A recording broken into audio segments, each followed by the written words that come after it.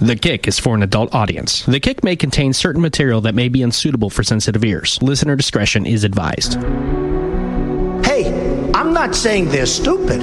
I like China. Well, $15 an hour, first of all, as we said, it's not enough of a wage. That is why we have to also talk about taxing the super wealthy and big corporations. Our president doesn't have a clue. He's a bad negotiator. Institutions across America over history feels offended. We should acknowledge that politically incorrect and being racist. They literally just fired a white guy for being a white guy. This is a blame the victim situation. We should be ridding the world of bigotry. We should be talking about that rather than blaming it on the victim who feels hurt. You tell me, Namiki, whether we are training these kids to be little cupcakes who never have to encounter anything offensive, or whether it's better to educate them that there are offensive things in life, and you have to deal with that in life. News, politics, and discussion. This is The Kick. What you say, what you say, what you say, what? Well, come like a boy! There, I think I got it. Did I dial that one in correctly? Like that one. I think you got it. All right. It is The Kick here on Longbox.FM, brought to you, of course, and as always, by Riley's Brewing. Gracias, Riley's. And so it is The Kick, and every week you can hit us up. You can be a part of it, 492-0450, sometimes Skype. We'll see about that tonight. Longbox.FM, and, of course, the Twitter. Longbox.FM on everything. You hit us up and talk to us. This is the station, Longbox.FM. It's got a lot going on, including podcasts from the Valley, the home for many, one of which, the Firefly Podcast, we are bringing in one of the members. You've seen him on the Dirty Daddy Podcast. Rob Weeks is a part of us tonight. How you doing, Rob? Good. Thanks for having me. No problem. I mean, you begged me enough, so I figured I'd do it. What an asshole. How I do. Well, now the Kick gets to get all up inside you, Rob. I mean, how does that feel? Well, as long as you spit on it first.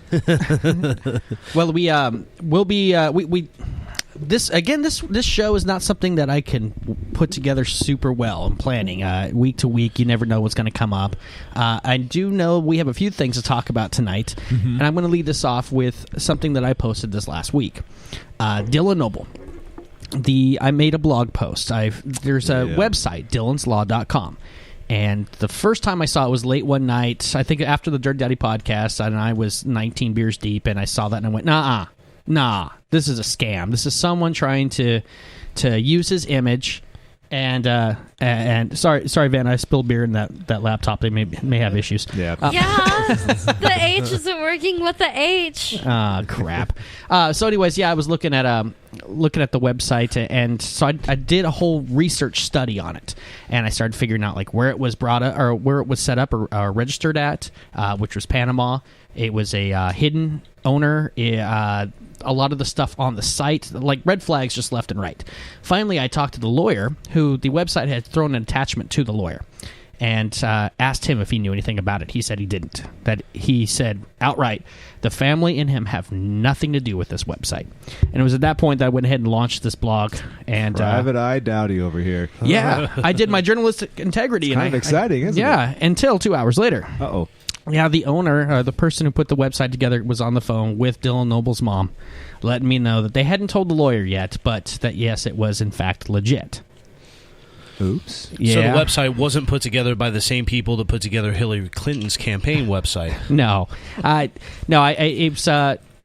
was wrong in that, but right in the idea. And this is one of the big things. Whenever you sign up to donate, when you pull on heartstrings, be careful. Do your research. Know that you're not just handing away your Social Security or your credit card number and things like place of employment, address of employment, all that, because they ask for a lot of information on that website.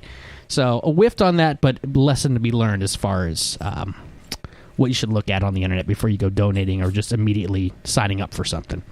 So because you have experience on that website, and I haven't actually checked it out yet, even post your blunder that occurred over this last week, what is it about this website that they're trying to accomplish? I mean, are they simply trying to raise funds or It was awareness? a petition. Okay. The petition was not very well written out as far as what they're looking for. This was all about, it was a decently built website, 9 pages, and it has a lot about Dylan Noble and FAQ, a lot of that type of stuff. And they're asking, what they want is insight. They want all the stuff released publicly from the investigation. It's public knowledge, or supposed to be public record, and they want the names of the officers out. They want everything out in the open. Except, of course, I guess the reason the website came up was to balance the fact that they released the autopsy report that showed that he was had alcohol or he was drunk at the time. Yeah. And, it's like you can't have both. You can't hide that one and want the other one public. And then when it comes to the police officers, the names don't need to be public yet. Because with the tension involved with that, I'm sorry, that you're putting targets on them. And maybe of the officers that were involved, the 2 to 4 or whatever that were a part of it, maybe one did something wrong. You can't throw all 4 under the bus yet. There has to be some sort of setup to try them to understand what was going on. And we got to hope that happens legitimately. I know it's Fresno PD, and a lot of people have questions about how that works. So it's a no-win situation, I think, here, and it's just unfortunate. Well, in retrospect, though, I remember now, just thinking about it the other day and then over these last couple of minutes, this occurred back in mid-June, and so now it really makes you think, how slow or how quickly are they really trying to figure this investigation out? And, with the situation being as publicly videotaped as it was, and you see multiple angles, you've got the body cam footage, which now everybody's seen, how much of this... how much time does it have to take for this investigation to actually come to a fruition close? Well, here's another point. There's obviously other cases out there with body camera footage and stuff that is more suspect than this one. If I was on a jury and and the officers were defendants, I would have to vote not guilty from what I saw in the video. Mm-hmm. It's a tough one. As we said, or as I said a couple weeks ago when we talked about this, Dylan shot with his actions. The first 2 shots, I think the police were in there. And a lot of people are going to argue every point on this, and this is not what I'm trying to go to. The first 2 shots happened because that's how the police department is trained. Shots 3 and 4 were the question marks. I think everyone's in the same boat with that one. The length of time between first and second and third and fourth, and the fact that he was on the ground, bleeding, being shot in the chest and torso, questionable. It's hard to determine in the moment, and maybe that's what the investigation is going to be about, those third and fourth shots, and let that carry out in our government or in court as it's supposed to be, as we've designed this, right? We got to hope for the best. It's going to work out for the best for them. Well, whether they were a threat or not, for the sake of not going too deep, the system is set up to protect them. Yeah. In this particular case, I don't think they need that protection from the system. The question is whether or not Dylan was still a threat, and he wasn't complying, even though he was taking shots, but there was still non-compliance and fiddling with the waistband. And so it comes down to the jury deciding whether or not the cops thought he legitimately had something in his waistband, or if he was coddling wounds or something like that. But this is where this whole situation, this whole scenario goes from, wrongdoing on one side to then completely flipping it around to wrongdoing on the other side. Because in the beginning, like you said, Dylan shot with his actions, and that's the first half of this whole scenario. And then the second half is, well, now the cops are wrong because look, you put a guy down with multiple shots. Yeah. He's on the ground. Yes, like you said, he's messing around in his waistband. But it's funny because I know that we've talked about this on the show prior, and I've also got friends who are EMTs, and they said in a realistic environment, and you see it on the camera, when somebody is shot, especially in the stomach or the chest or somewhere in the torso, no matter what, they're going to reach for where they were shot. Yeah, so there's speculation. Yeah, exactly. Yeah. So you're just going for the wound because that's where you were shot. You're like, if you get a bee sting on your hand, it's like, fuck, that hurts, Well, here's the next You're not question. Going to grab your head and be like, I got stung on my toe. Here's the next thing to consider. If you were the officer that just fired one of the first 2 shots, Dylan's now on the ground, how long do you wait between deciding that you still think he has a gun? You've still been called out for reports of a guy with a gun making threats, and then this guy pulls out of the driveway as you pull up. So that being the case, the guy's now on the ground. He's got 2 shots in him. You fired one of them. Yeah. How long until you wait to decide that you're going to go and tackle him? But that's all a part of training, isn't it, though, right? Well, how long? What do you think it should be? You put yourself in their shoes now. Well, no, I've got to put myself in their shoes, but what I was going to go on to say was that's all a part of their training, right? Because they have, I'm sure, without knowing their specific training in these situations, I'm sure that there's a designated time period where it's like, okay, look, you fire one shot, what do you give the guy, like a couple Mississippis? You know, is it like a drop back in football? I mean, what the hell exactly I don't think there could be a cut and paste scenario. That's what I was going to say, is I think it's really just depends on the situation. It's not so much a time frame.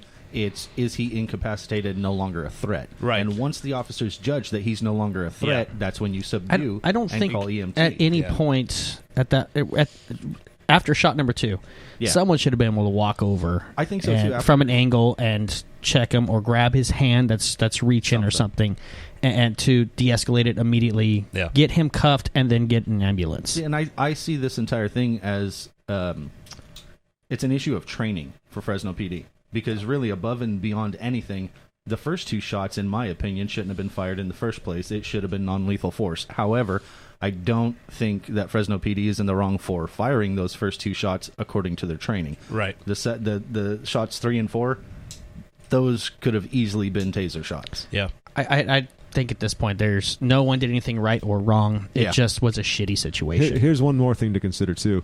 The cops are aware that there's body cameras on them, so they're aware that there's going to be video evidence after the fact.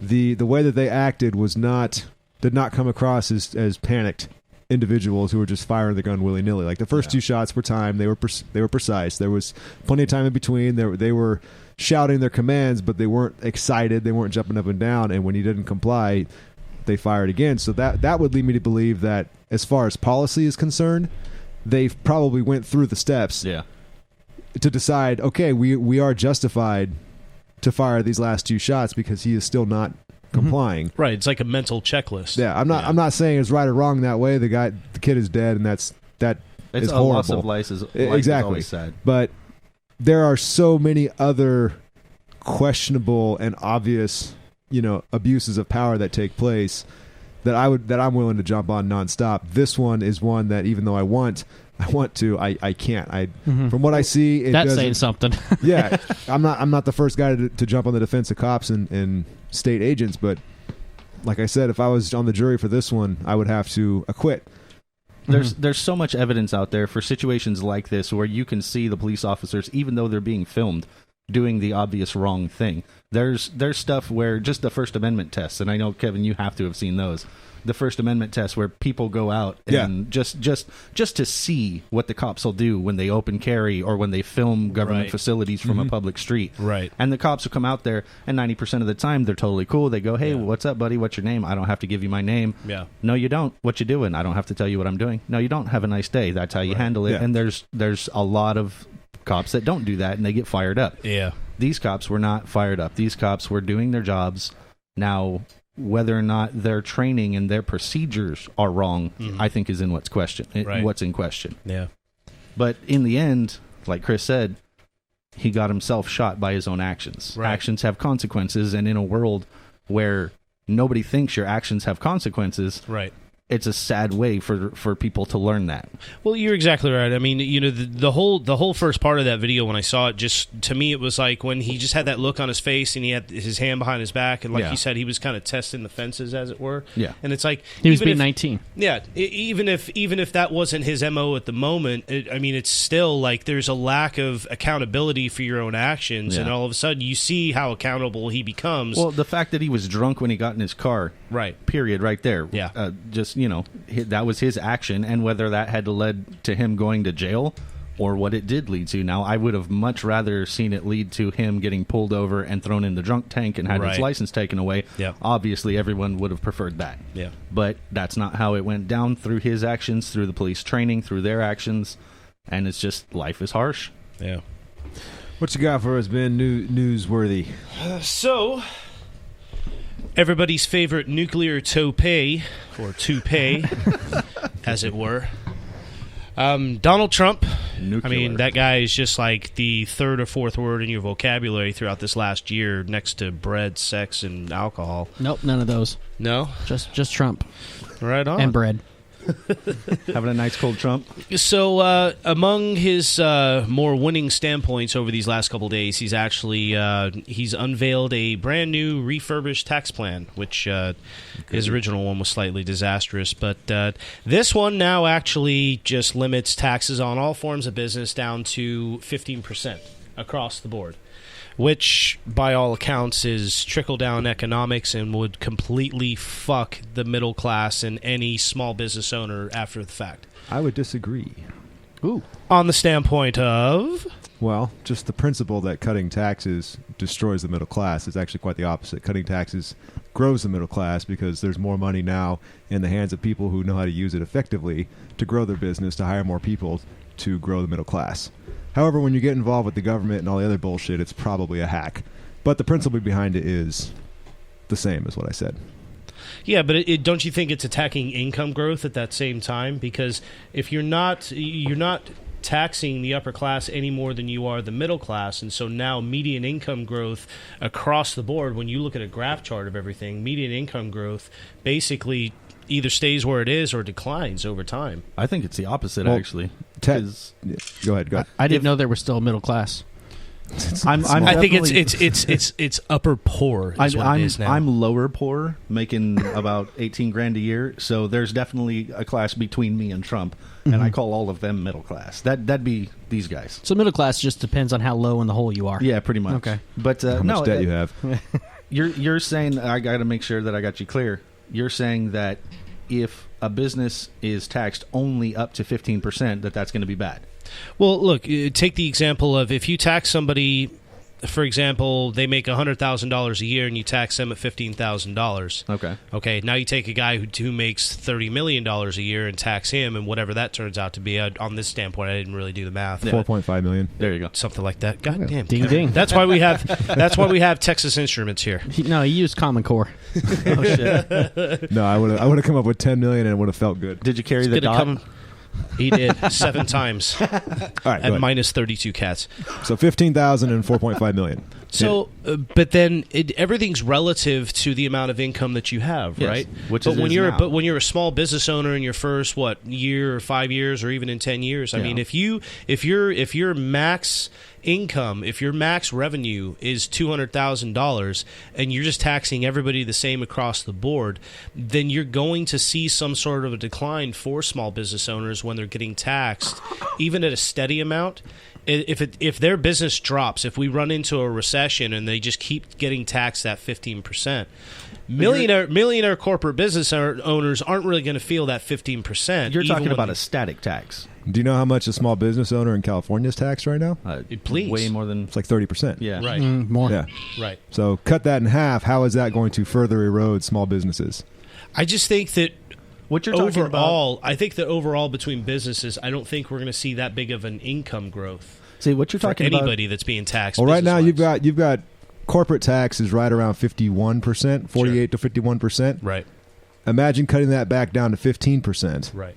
I don't know if it applies to the corporate tax. It's probably a lot of different loopholes, but you're talking about 35% of money that used to be just taking off the top of what the company made, now going back in to be able to produce more. So, but if the corporate tax only in one way. If there's two kind of owners there. They're the ones who just keep pocketing their profits year to year, padding their own bank, or those who reinvest in their own company.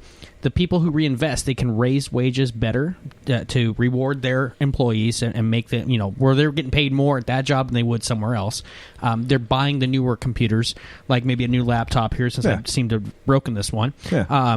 So the good business owners keep reinvesting. Yeah, exactly. Good business owners, the ones that survive, keep reinvesting. The bad ones who pocket their money and don't invest into future growth, they go under. Yeah, so they fail. They don't matter anyway. Unless so they're we're talking about huge. the good ones. Yeah. So the good CEOs, the ones that are going to stay in business, when they get less money taken off the overhead, that money can be redistributed a lot of different ways without that company. Prices can simply drop because there's a lot less overhead to pay automatically. I can't hear that word I was gonna distributed say. without thinking of Bernie. I know it's hard. I didn't know you could It's even hard. say that word with a straight face. Well, it's legit when it's by choice.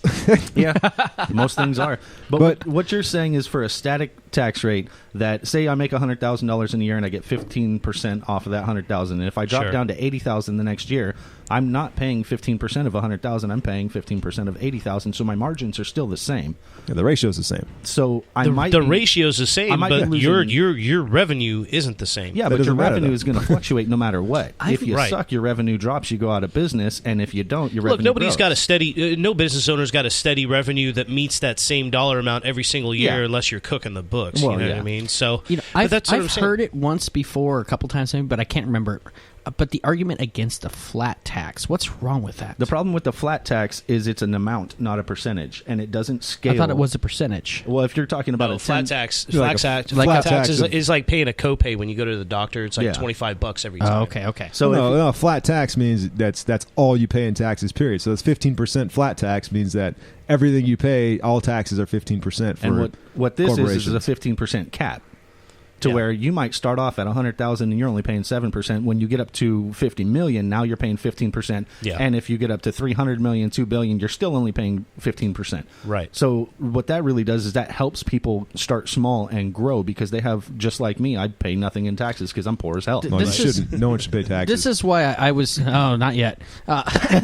This is why I didn't like the Bernie Sanders side of it, because they were talking about heavy taxes. Like the first big heavy hit was at $250,000. And I'm looking at my business here and what I want to do. I know my projections of what I can make here if I do it right. I'm not doing it right. But I could make that. I don't want to be punished for being successful. Of course. At that point, I would constantly make sure that you guys never, ever get paid and that I stay underneath that magic number. Aside from loopholes, you're getting punished now if you grow to that. There's even just look at personal finances. Put business aside, just personal finances.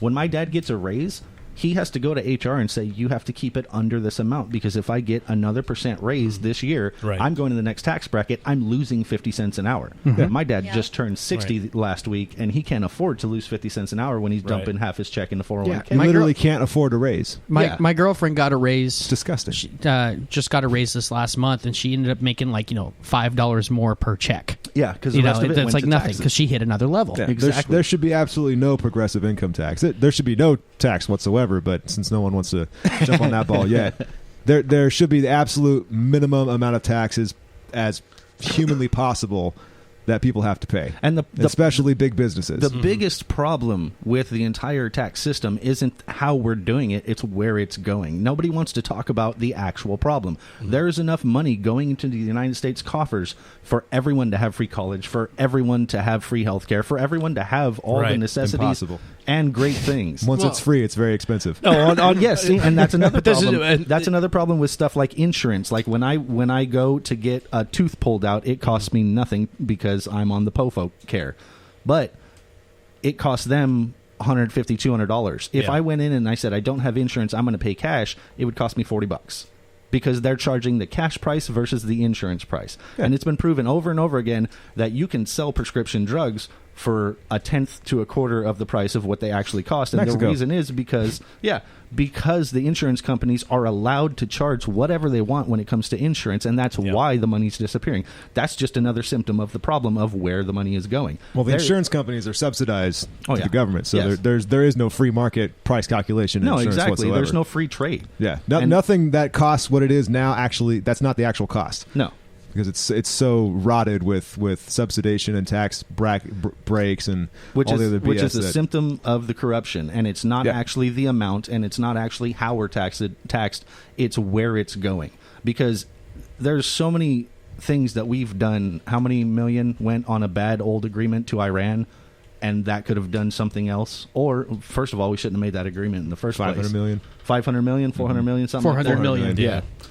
We shouldn't have made that agreement when it was made, let alone let it stand as a debt to an enemy country for so long, because pay your friends back, pay your enemies faster. Right. Like, that's just stupid policy. Well, that whole payment thing is a totally different thing, though. And that's just following the bloodline of us keep breaking your friends close and your enemies closer. Exactly. So the whole thing has nothing to do with how much percent and this and that. And I agree with Kevin. How great is it that they took pictures of it?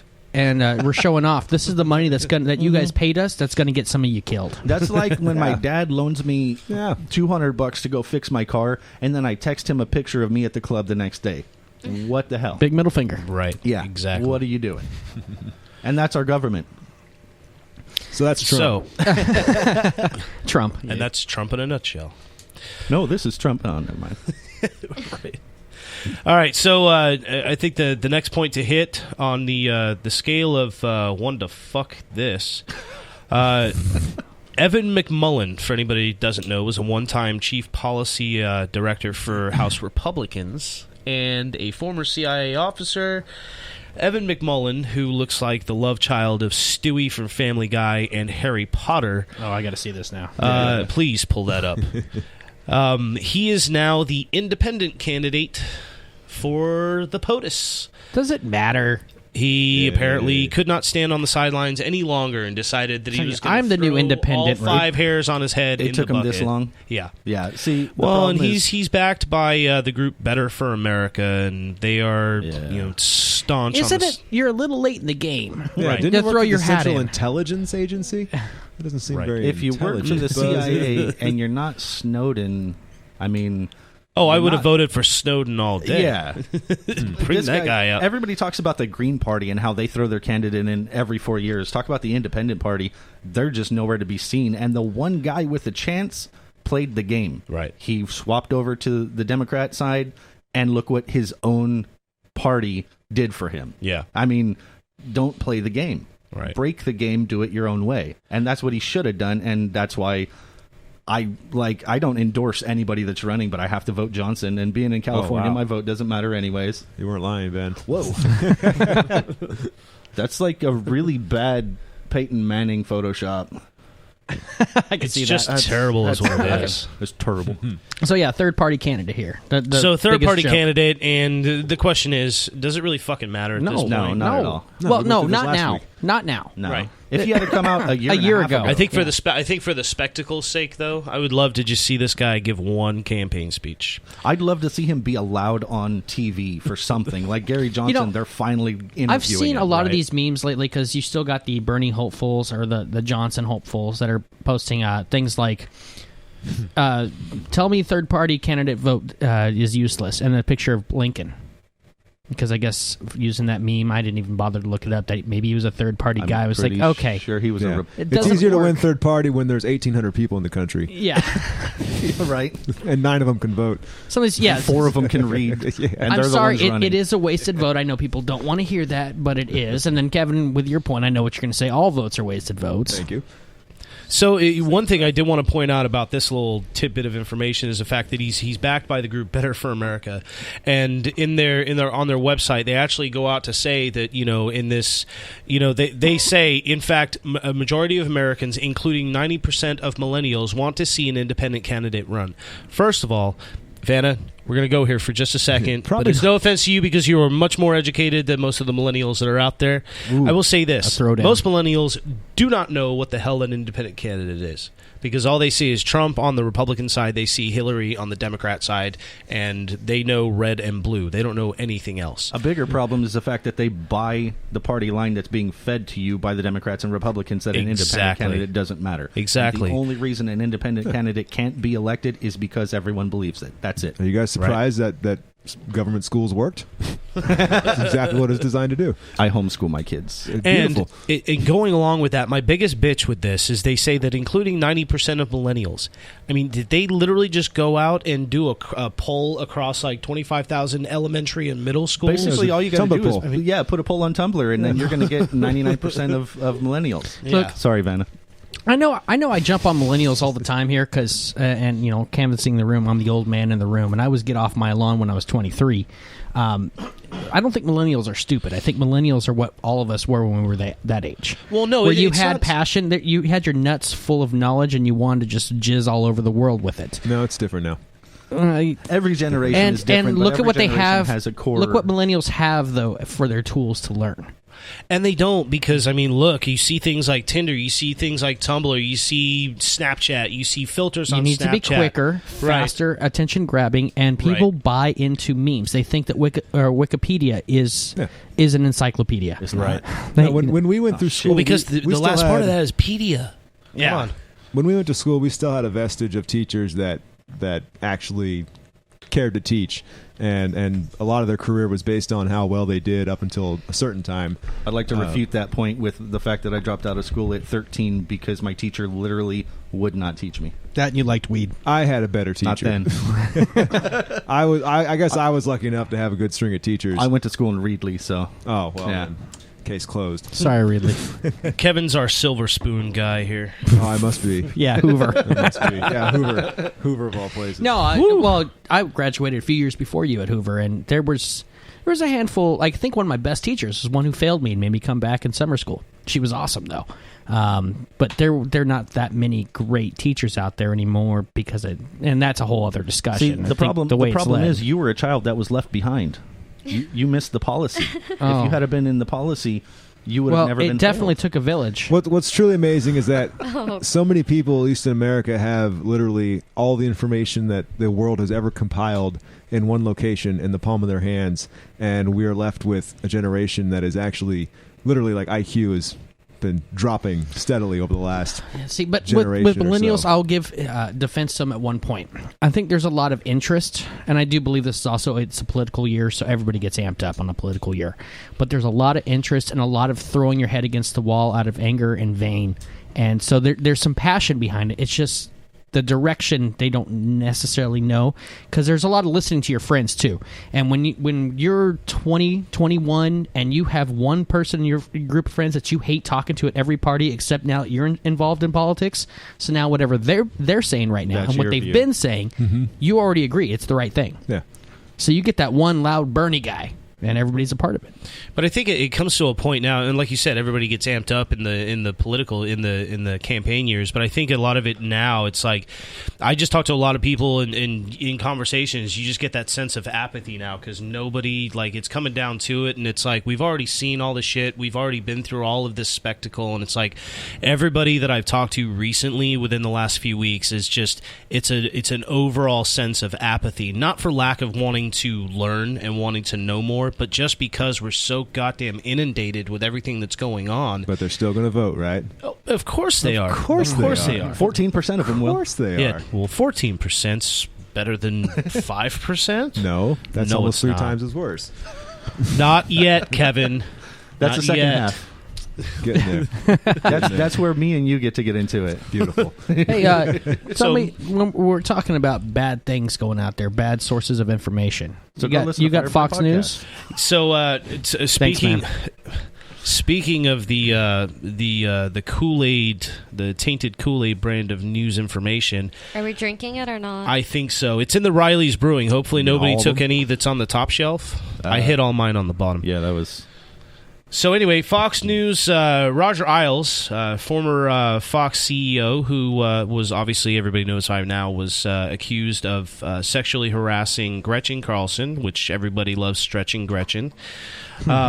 He was accused of sexual harassment, and now they're talking about Ailes has been out of the light, but apparently now there are Fox News employees, personalities, producers who fear that their phones have been tapped. And go figure if you're working for the Murdochs, and Yeah, didn't that happen just a couple of years ago? Yeah. The whole thing? Yeah. The whole planet. Yeah, and he got his hand slapped by the global government going, that was bad. Right. Don't do that anymore. Don't do that. Right. And you made a great villain in a James Bond movie. So wait, Fox News, who has gone 24/7 for the past 4 or 6 years, yelling about everyone else, wiretapping everyone else, Yes. getting pissed off about it, Right. is going, well, we're the goose, not the gander. Exactly. Yeah. Now we're I'm literally so shocked. We're literally getting the black dildo in the ass. That is us now. Instead of us talking about how it's done to everybody else, now they are getting it. And they talked about clicks that were on the line and interference that you could hear when you talk on the phone. And sometimes, I even think about it too. When I hear my phone echo in a certain Yep. way, I'm like, they're listening. You hear your voice echo? Patriot Act. Fuck you guys. That's when you start yelling bomb and hi, Jack, how you doing? Gonna go Right. see the president? Right. See, I'm okay with anybody listening to my conversations because it's just meandering and boring, and I feel bad for them. That's why Yeah. I just text. It's like working a sex line. I'm sorry. Your job just sucks, man. I'm sorry. If sex was ever that uninteresting. Hi. And Me. Yeah, No. you've never been in bed with me. Otherwise, it'd be pretty uninteresting. Closing this out, we'll just I had to throw after these last couple weeks, and you talk about that apathy, I had to throw in something that was pretty interesting and probably a little bit comical. But apparently there was a party on Saturday night in San Francisco's Mission District, and there were edible marijuana treats that were offered at this party, and I'm going to leave out I'm going to leave out what kind of party this was for just a moment, because this is what's going to really blow your mind. LGBT swingers party. Exactly. No, that would be the first thing you'd think, but this works to the opposite end of the spectrum. Jerry almost. Falwell Memorial Party. Exactly. Cis straight white guy key party. Jim Jones celebration anniversary. Oh, I was that close. No. In fact, no, I was throwing that in the hat, even though I know what it is. It's not that. Oh, damn. So let's put it out there. These things look like the Lifesavers gummies, right? They're literally gummy candies that apparently were laced with certain levels of THC. Yeah. Right? Exactly. They're probably 20 milligrams. Usually that's about... Were you there? I wish. Is that because the posers... She was the one that brought the gummies. Yeah. So, invite me in. And of all places for this to go down, 19 people took edible fucking marijuana candies at a quinceañera. Oh, Tight. God. I'm not... Like, is It that was in the surprising, or- enchiladas. Well, a quinceañera. Okay, but have you been to one? I have, and They I sacrificed know the oldest lady in the room to make room for the younger, It sounds more like there was prettier 19 one. people that weren't drunk and dancing. Yeah. and I'm wondering if 19 of those people were all 15 or younger. Yeah, that's what I'm guessing. So it's a rave. Well, and here's the thing. So the news report says that they were taken to the hospital with symptoms ranging from rapid heart rate and dilated pupils to nausea, lethargy, and confusion. And gigglies. Like me after a flight of stairs. Right. And I'm thinking to myself, that's me after a mile run, or 5 years ago when I was still actually smoking weed, and lethargy, dizziness. Like, was one of the symptoms No asking for idea what you're Funyuns? talking about. Sometimes edibles wreck you, man. Sorry, we've got to go to our resident medical professional here. It is, in my professional opinion, that they overreacted to the THC content that was in the gummies. Usually, most gummies have a 20 milligram content of THC or cannabis oil, and they probably took more than one, I'm assuming. My recommendation for a cure is to put on Pink Floyd. The Dark Side of the Moon. I second that. And just chill for a little while. And grab some fun. Funyuns. Would you say that those who did go to the hospital, this would probably describe it? I think I'm having an overdose of this, so is my wife. Overdose of what? Marijuana. I don't know if it had something in it. Can you please send rescue? Did you guys have fever or anything? No, I think we're dying. Okay, how much did you guys have? I don't know. We made brownies, and I think we're dead. Time is going by really, really, really, really slow. Wow. Well, then you got a while until you die, buddy. Yeah, that sounds accurate. I think we're It's dead. like, we're in bullet time, so Right. we're going to go ahead and make another batch because Seriously. apparently we have an extra hour to live. See, the problem with edibles is that if you make them too good, you're only supposed to have a certain amount. So if they taste good, you're prone to overeat. That's why you got to use the bitter chocolate instead of the sweet stuff. That way, like after 1.5 brownies, or you slow down. just make 2 batches of brownies. Or don't put half a dozen in your coat pockets and walk around the party high for just no reason that I would know this. Yeah, bad idea. So now, Vanna, you were saying that you like the recommended dosage in your professional opinion is 20 milligrams. Well, that's typically what most gummies are, 20 milligrams. 20 milligrams. Yeah. So they're safe to say, because they said the problem because it was a catering company that apparently brought these edibles in, and so What? I don't know. The Bay Area is doing I it up. didn't know we company is legalized that? for recreation yet. Right. Yeah, So- no, Prop we need a 215, sponsor. that's not... Yeah, that's not medical. But there are delivery companies where licensed For medical. right? Yeah. For medical. So that's probably what this is tied into. Even though this article doesn't get They in got that Oprah depth. going out handing everyone a card. Well, You get a card. Yeah, you get a pretty card. much. You get a card. Everybody gets a card. Technically, they're recommendations. I think basically all you have to do is have one person at the party with the 215 card. Probably. Call their delivery guy and then share. Right. That's pretty much it. Yeah. Yeah, but that's not what you're supposed to. So can I The show up at a sharing party part. with a Sharing, whole yeah. bunch of Norco that was prescribed to me and then share? Yes, you Sure. can. I'm having a party at my house tomorrow after work because my back is killing me. Okay. I have You're cramps. invited. I'll charge a $15 entry fee to your house. Yes, you pay me $15 and No, bring no, Norco. you're getting it all wrong. I never was good at business.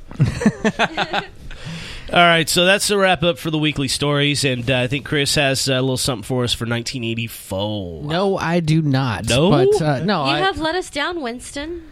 Yeah, he did, but it was censored. Actually, what you're hearing right now is the edited version of the live show, so it already happened. Hillary told me I had to take it away.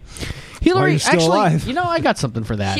She sent us an email. And she told you to delete it right I can after. pull this. I don't have the story right in front of my face, but I did see something on Facebook, which, okay, I'm sorry, I'm an asshole right away. But involving Hillary, the emails going out, the WikiLeaks, all the stuff that were sketchy about her campaign and what's going on.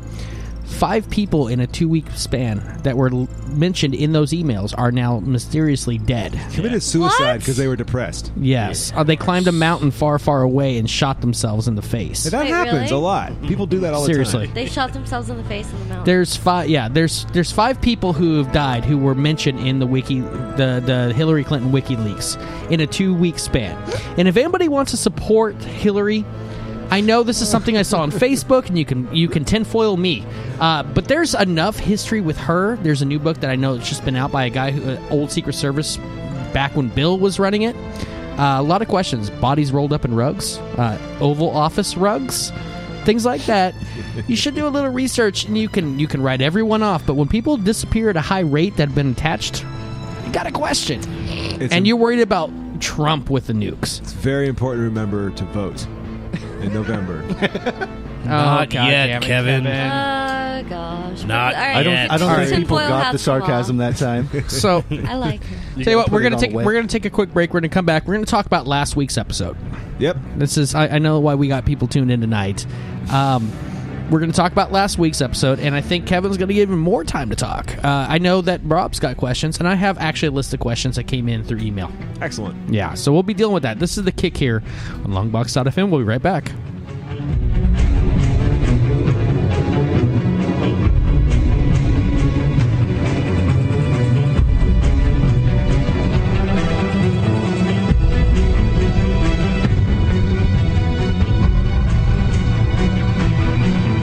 You're listening to The Kick on Longbox.FM.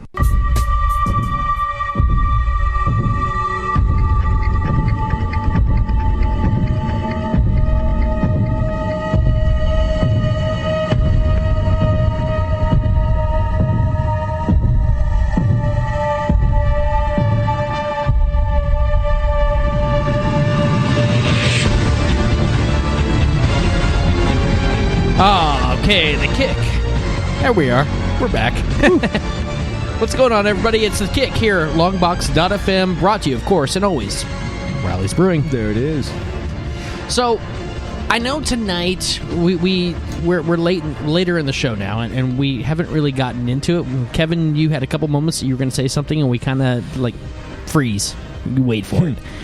Last week's show was interesting.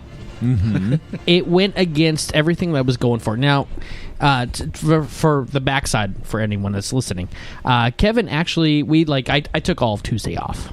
I sat and played Minecraft or watched Arrow, and I was just like, phone, go away. I don't care. My brain needs to recoup.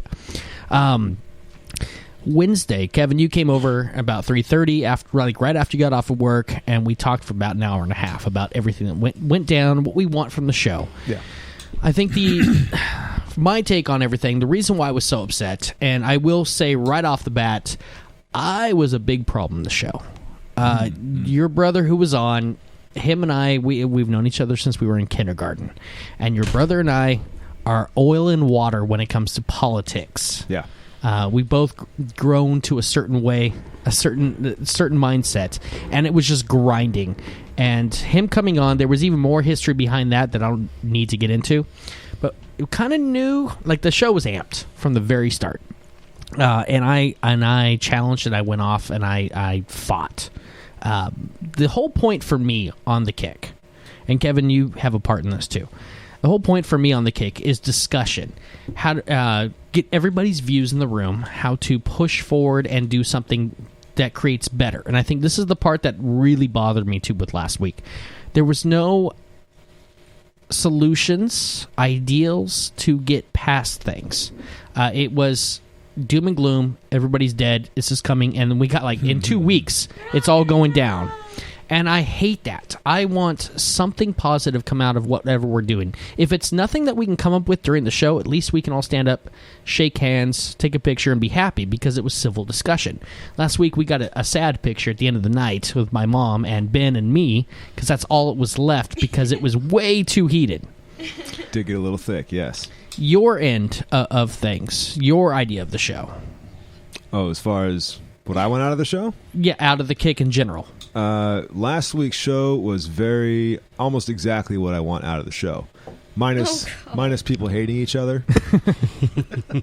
What I want out of the show is an ability to challenge narratives and challenge things that people have been taught, challenge propaganda, challenge the stuff that really matters, the stuff that nobody else really talks about, or a very, very small, slim minority of people actually talk about. The stuff that when you do talk about it, you get very used to the constant character attacks and the bullshit quasi-arguments the other side comes up with. And I wanted to be able to cut through that. And so, yeah, last week did a lot of that. They're very strong stances to be made, and there's lines in the sand that have to be drawn. Now, last week, though, your brother said a lot of things that I know you agree with. Mm-hmm. That matches kind of your view on a lot of stuff. Yep.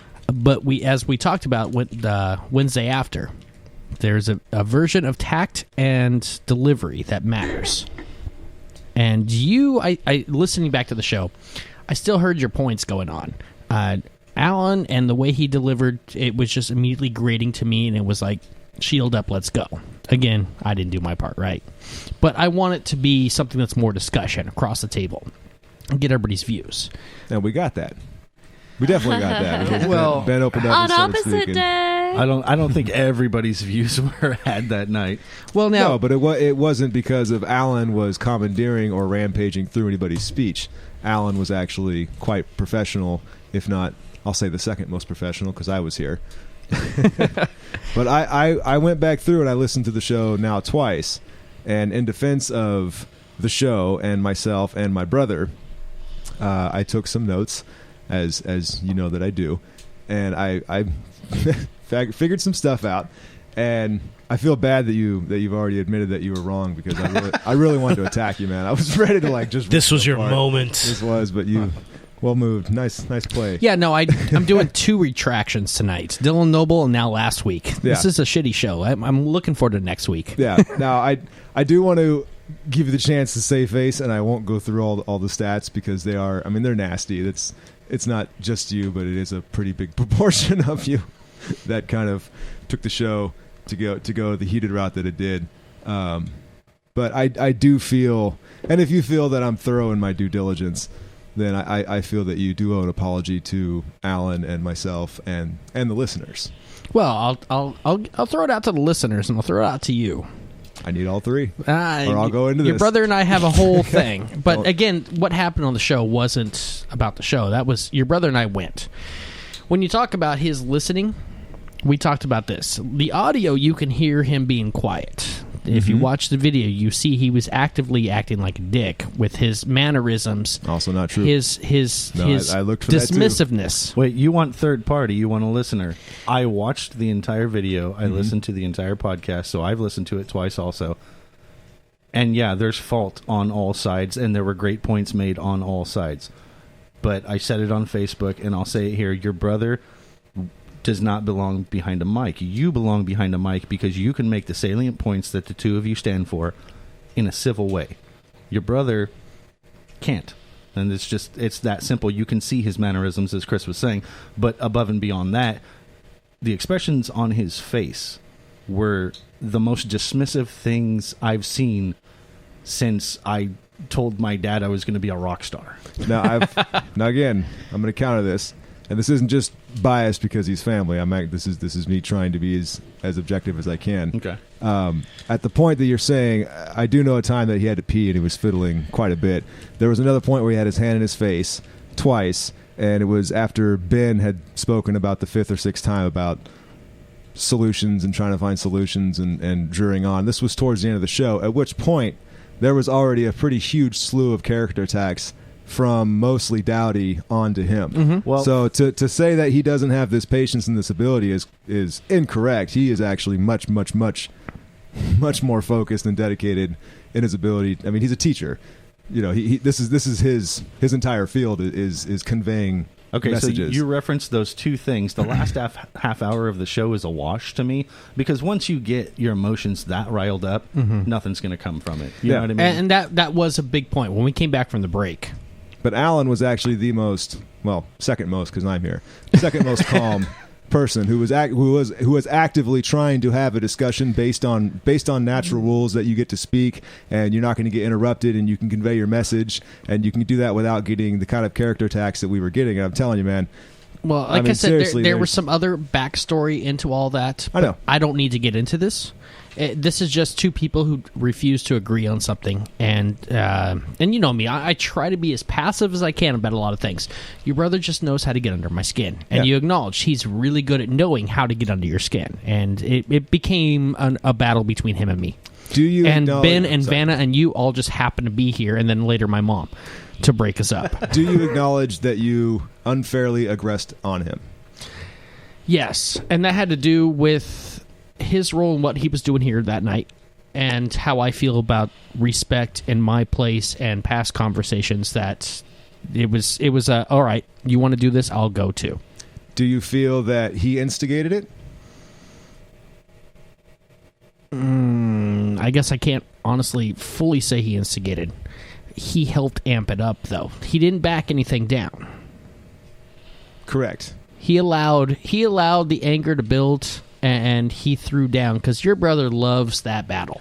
To Kevin's point, though, and to your point also, Chris, is you're the host, and you've already said that you were in the wrong there. Oh, yeah, no, I blew it. So, I mean, I've been doing good as a moderator on a lot of things, but this is 3 decades of knowing somebody and 3 decades of those moments. Yeah, I know how that is. It's very hard to separate. Yeah, exactly. Yeah, that kind of history is hard to get around, and like you said, you're a moderator, and so that was surprising to me, because after everything was said and done, it was like to finally actually hear you like that really just kind of shocked the shit out of me, because I'm like, you've always been that calm and collected person, Kevin. I know that you are too, seeing you on the DDPs and everything else. So I mean, I get that. As far as me going on just for 1 second, are you going to go on? I really want to go on for 1 second here, Kevin, because all I want to say is this.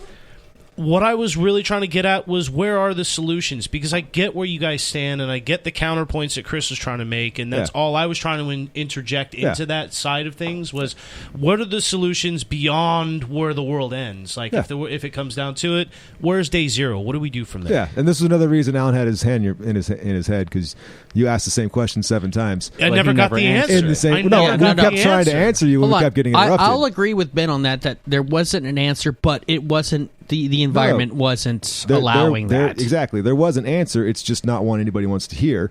Currently, well, I'm not going to go back into it. Listen to last week's show. Definitely listen to last week's show. As somebody who agrees with 90% of what you guys were saying, I can say it was presented in the worst way possible. Because that's fine. I agree with 90% of what you guys said. The 10% is the thing that Ben called giving up, and we can talk about that in a little bit if you want to. But the way it was presented, I mean, you say that your purpose on the show is to talk about things that people don't want to talk about. But if you want to talk about things that people don't typically want to talk about, you have to talk about them in a way that people want to listen to them. Mm-hmm. And the problem that your brother had, and he stated it plainly, I don't give a shit if anyone listens. I'll do a podcast in front of 0. How does that help anyone? Then he's shouting into the void. You mean that great presentation of discussion that Kevin just said that happened? Yeah, he literally said, I am fully willing and able and happy with shouting into the void. I don't want to make this an attack. I'll explain it with this. It's not an attack, honey. It's just a fact. No, I know. And that's the thing. I was there. I seen it. I seen him and I share the same exact sentiment, and here's why. The scope of the importance of the message outweighs the number of people it needs to reach. What's important is that the message is out there. That's the opposite of the truth. Because the scope of the importance of the message dictates how many people it should reach, because the more important your message is, the more people you need to get it to, because if a comet's coming down to Earth tomorrow and we all need to get the fuck down into our bunkers, you need to get as many people to listen to you as possible, whatever it takes. What if they choose not to listen? Then that's their problem. Exactly. But if they choose not to listen because you're an asshole that sits there with his arms folded, then when asked... What if there's a comet in the sky coming right at them? Well, then they're just dumb. Exactly. But so don't waste your time on it. But what I'm saying is, if they choose not to... or if the point's being made and they choose not to listen, if the point's being made in a civil manner and they choose not to listen, that's on them. You're doing everything you can do to get the message out. You're doing your part, right? Yeah. If what you're doing is when someone says, okay, things are heated right now, so I'm going to back off and I'm going to let you talk. You give me the answer that you want to give me. And this is what your brother did. Well, I don't even want to. I mean, you know, like you just kind of looks like it. Yeah, this was again That's after accurate. an hour and a half into the show. Yeah, though. and I understand that. Yeah, but okay. Something led to that. Chris has admitted to his part of Exactly. it. But I mean, Alan's not here. Obviously, you're speaking by proxy for him. But all Somewhat. you're doing is defending him. And the problem is there's equal blame to go around. The only people I saw with no blame, Vanna had absolutely no blame because she couldn't get a word in edgewise. Ben, I tried. For those of you who want to know, I tried. Ben Kind of. had No, I legit tried. No, she definitely Well, did. no, I raised my hand but a this few is points, this again yeah. comes on me too. Ben and Vanna, I actually didn't give a shit about them last week. Yeah. There became a point after the Thanks. break you. where it was like, I don't care what they say and how they say it. Because this it is was me about and him. I'm not and giving him. you. I'm not paying you back for this. No, hold on, no. I knew it was. Is there another one? I'll This eat it. was this was a war of words between me and Alan. And, Yeah, it and became- it didn't matter. I should have just said, everybody go home. I got this now. Here's a good question. It became personal, and it should have never become personal. I went home Here's because a question I for take Rob. responsibility. What was it? And we're going to say the first half of the show, because Okay. the second half of the show, Alan spoke for a total of 2 minutes and 22 seconds. Because he refused to speak. Incorrect. Absolutely incorrect. He did not refuse to speak until the very end. Okay. He was trying to get words in, and Dowdy would continually I'll cover see over that. him. That is true. I'll Yeah. see that. But when given the opportunity, he refused because he let his emotions overcome him. Hating all this, No, by the way. Same thing Dowdy did. He let his emotions overcome him. But Alan did the exact same thing. Alan was being asked to speak to defend himself on a character attack that was unwarranted. Okay. This is why he said, no, I'm not going to respond to that. Okay, and that's fine. But then he stuck around afterwards. Yeah, waiting for So- another chance to say something. But why? Because You he could still see had it- more you stuff could to see say. it in his mannerisms. You could see But it. okay, we're going too deep on all that. Anyways, yeah. His mannerisms is expressing the frustration of not being able to conduct a professional... How long did he talk in the first half? For a total of 11 minutes and 30 seconds. Second to me at 12 minutes. Ben clocked in at 9.5. Dowdy at just under 6. And then Vanna for 13 seconds. So You tell me you're very busy all the time. I'm calling you bullshit. This is what I'm busy with. So the two of you dominated the conversation for the first half of the conversation, is what Yeah. you're saying. Yeah. And the way that Chris took it after that domination of the conversation was that, okay, it's on. Chris is bad, right? But what was it that we were doing that was dominating the conversation? At what point were we not allowing others to speak? For me, again, there was Yes, really. there was a history that going into the show, not just decades, You but let it get personal. a couple weeks leading up to, and then for me, I wanted him to speak. I was hoping he would just get it out of his system. Maybe there's a certain amount of respect as far as what I'm hoping for here, and someone trying to take a stage. This was what I was picking up, and that's where I got mad, and I was like, okay, you do your thing, and I'm going to come back. Here's a better question. What was it that Alan said that turned people away? He didn't want to give any options aside from the option that he said, which is give up. That was When the did he biggest- say give up? That was the biggest. Oh no! See, he said, "I'm not giving up," and so did you. Yeah, but that's a lie. How so? You're giving up on the current system as it stands. You never made the qualification of "I'm not giving up on the future. I'm giving up on what we have We now." made that specific qualification. They, both Ben and Dowdy, mostly misrepresented and strawman all of our arguments pretty much the rest of the night. I'm gonna have I to seriously re-listen have for that one. Well, I mean, I've got a list of 4 pages deep I was, you know, of all the different character attacks and ad hominems and. I was and upset with the misrepresentations. talking down feel that I got with the this is the truth, I know, and you're all gonna fucking thank me later. Yeah. That I got from Alan with the hands up, you know, like angry black woman in a movie, earring. He might as well be pulling earrings off. That type of thing was kind of like, okay, man, me trying to have a conversation is going out the window when you start throwing down like, y'all gonna thank me like you're my big savior. this is not conducive It's to the a positive condescension. solution or coming up with ideas. You're giving me the doom and gloom. Everything's going to go to hell. See, you're misrepresenting again. But this is what I was picking up from the conversation. But see, this is when we have to change our conversations to defending our characters, when in reality we shouldn't have to. We should expect a level of professionalism where we can talk about what the he's got topics. is an interpretation of what you guys are saying, and my part of it for you guys last week was the fact that what you believe is what you believe, but it's not that there are any other options. That is the only option. This is exactly what's going to work. See, I've had the same conversation with Kevin that we had on the show last week many times. Mm-hmm. And it's been a good conversation. Yeah. The added factor, your brother came in, and the discussion, the way of discussion, grinded me immediately. This is because of how you behave as you react to him. Well, I'm telling you, man. Like it's hard to look objectively, but let's not go too deep now. On we don't have to psychoanalyze. That, but we keep trekking through the Everfee forest. I want to talk about. I got some questions that came from you and Alan, the way you guys view things. Okay. From a listener. Want to know, to help understand how your world, your view, whatever, would work. Mm-hmm. First one was, how would we choose a representative for any level of government if we cannot vote, since voting is an act of violence? Well, then there would be no government to vote for a representative. And everything would fall apart because as soon as somebody became powerful, they would take over. The fact that there is nothing set in place would mean that your life was in their hands, because you don't need a government to have a domination of force. What did you call it? Monopoly Initiation. of force. Yeah, monopolization of the use of force. You do not need a government to have a monopoly of force. All you need is evil men with evil intentions, and those are never going to go away. Yeah. Those men are also going to gravitate to where the power is being conglomerated, which is government. And if the government's not there, they're going to make their own. That's fine, but that'll be a small pact versus other independent people who can at least form some kind of immediate defense against. I mean, how big of a group can sustain itself on pure force? Yeah, but that's speculation on size, though, isn't it? The warlords. It sure is, but how large of a group can sustain itself on pure force outside of a state-sanctioned, complete fucking organized? Again, speculation of size. How long is a piece of Chinese string, Kevin? Because when you're talking about a group No, of what I'm saying is that five people, when plunder becomes less valuable than trade, then people will trade. So force works for a while, but it's very unsustainable to feed entirely on robbing other people. What's better to get someone to give you their skills, which is what you're talking about with trade, mm-hmm.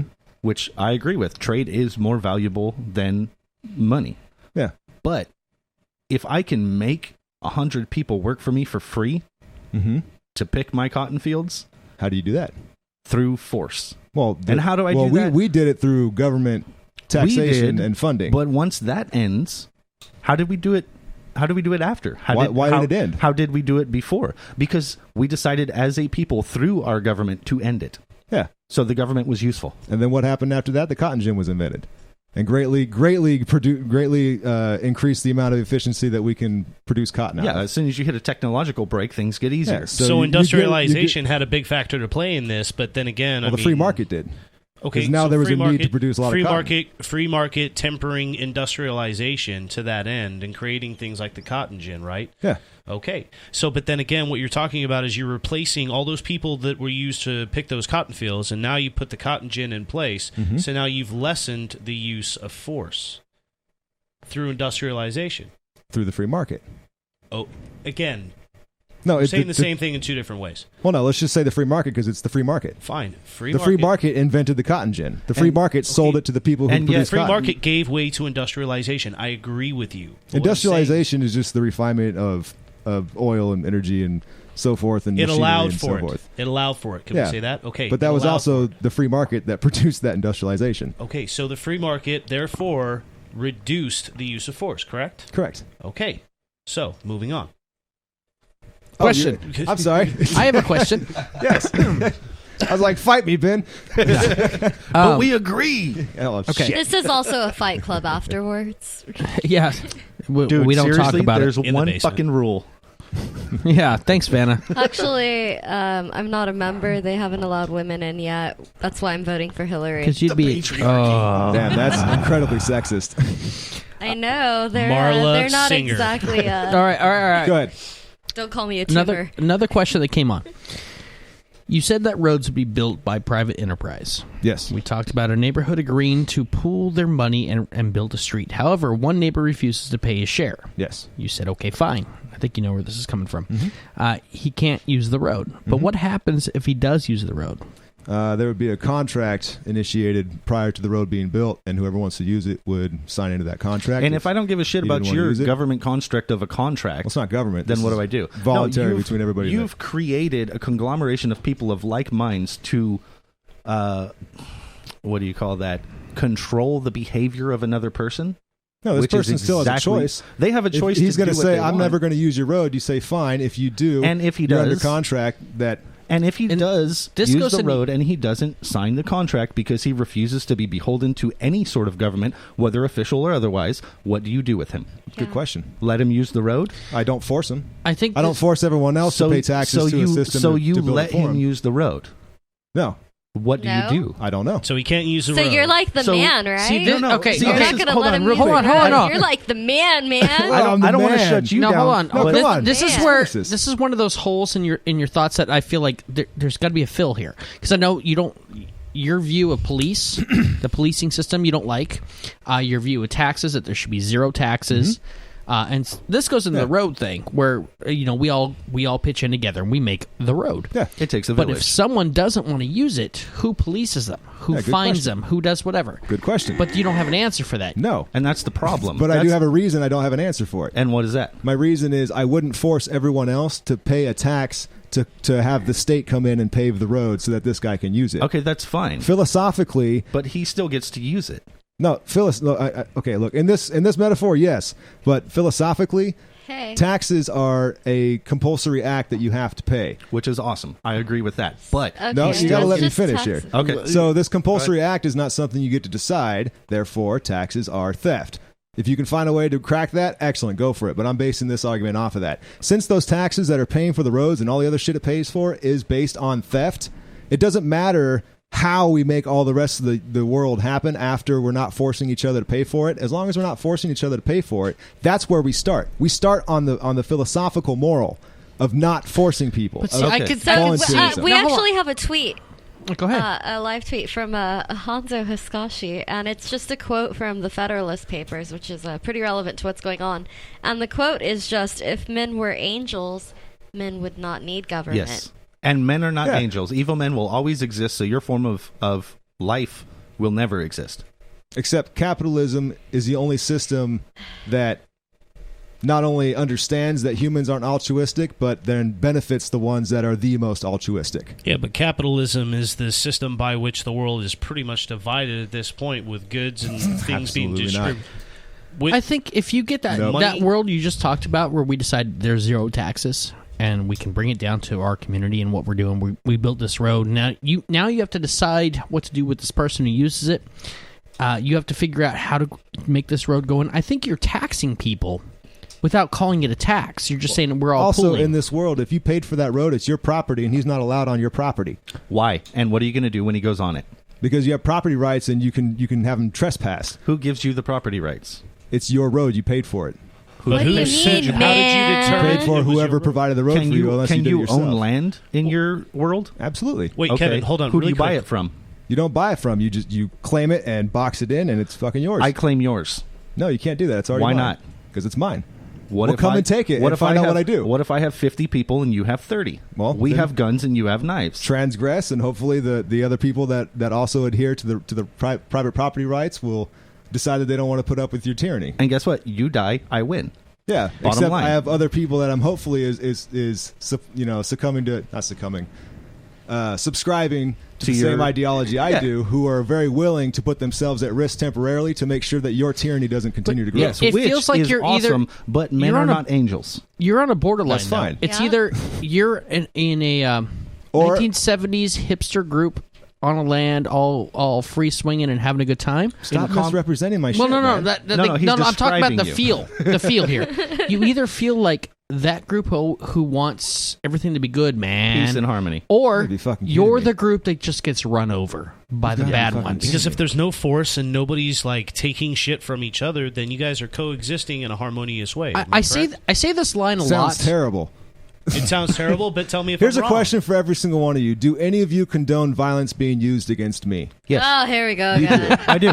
Why? Under certain circumstances, if you come and try and steal my land, I'm going to kill you. So if I initiate force against you, yes, you condone violence against me. Yes, I do. I agree with that. I also do you agree with violence being condoned against?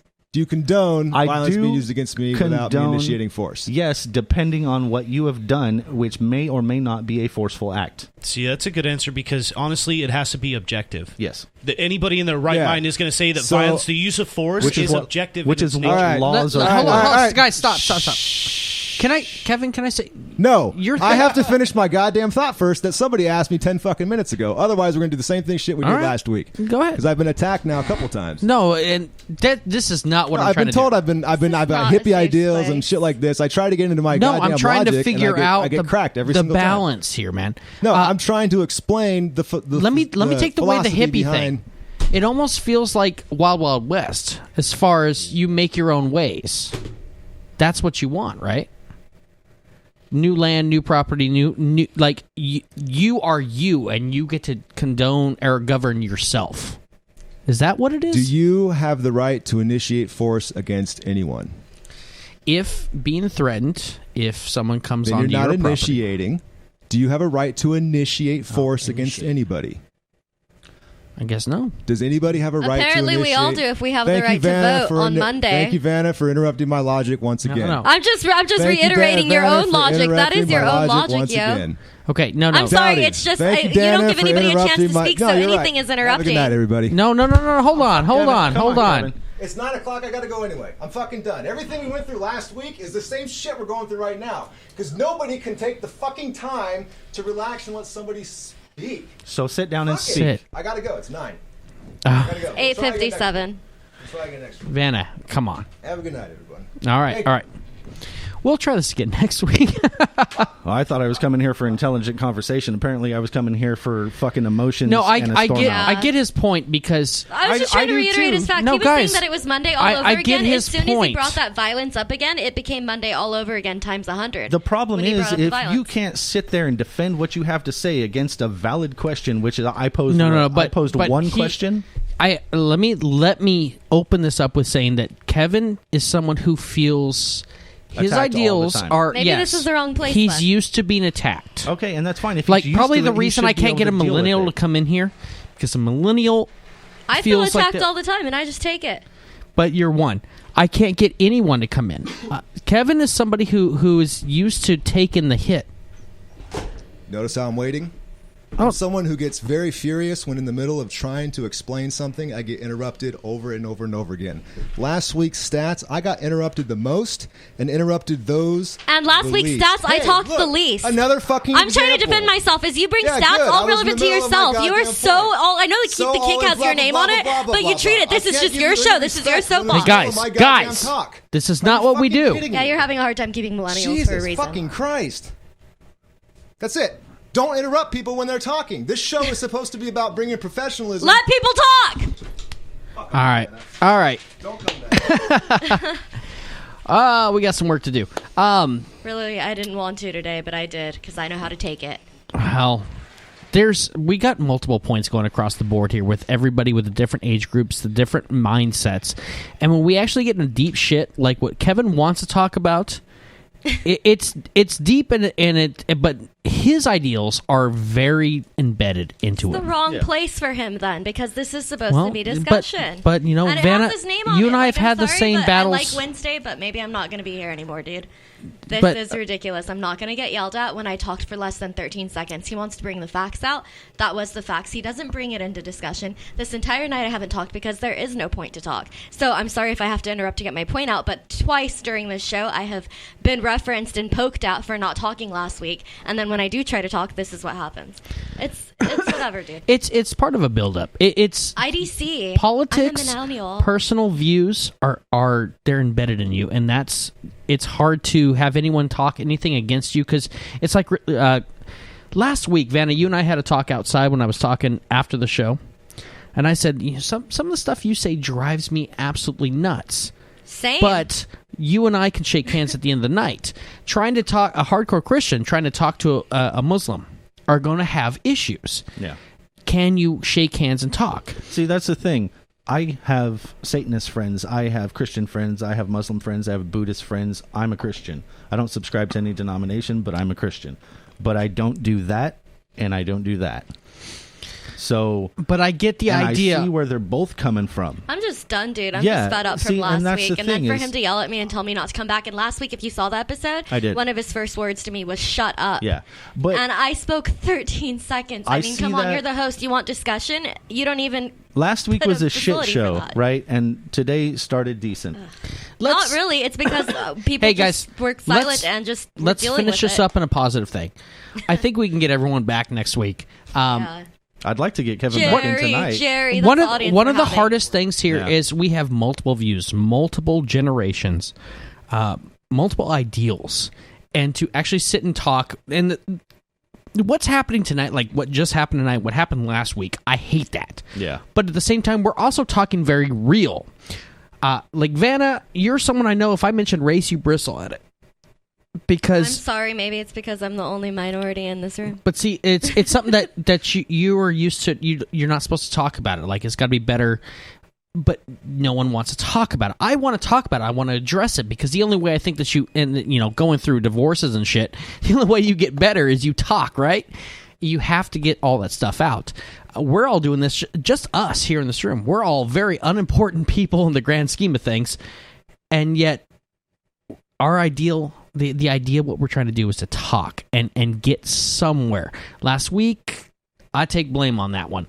This week, I think we still have a hangover from last week. I think I found a scapegoat Pokemon. Good. Right. Capture me. I'll take the heat. I'm glad to do it.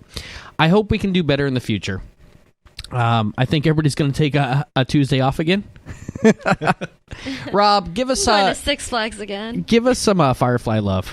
Yeah, Rob's got a good podcast. You guys check him out, Firefly Podcast. You guys can go to @Firefly Podcast on Twitter and check us out there. You can go to fireflypodcast.wordpress.com. Follow me @ZombieSlag on Twitter. I don't really do the Facebook very much. We are not a political show. There is not a lot of yelling and stuff.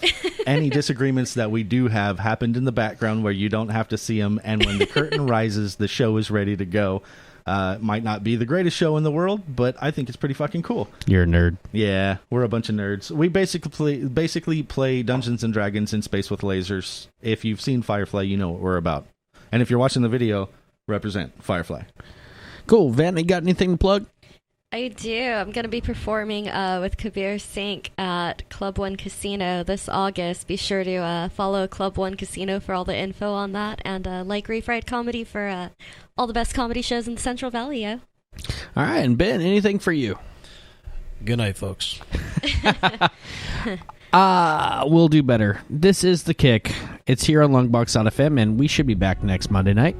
Yeah. If not, if I'm welcome, I'll apparently. sit here solo and I'll go. Am I welcome? Can we just because I don't want to cliffhang the guests. Don't poke the bear. Always leave one more. It's The Kick here on Longbox.FM. I hope you woke up.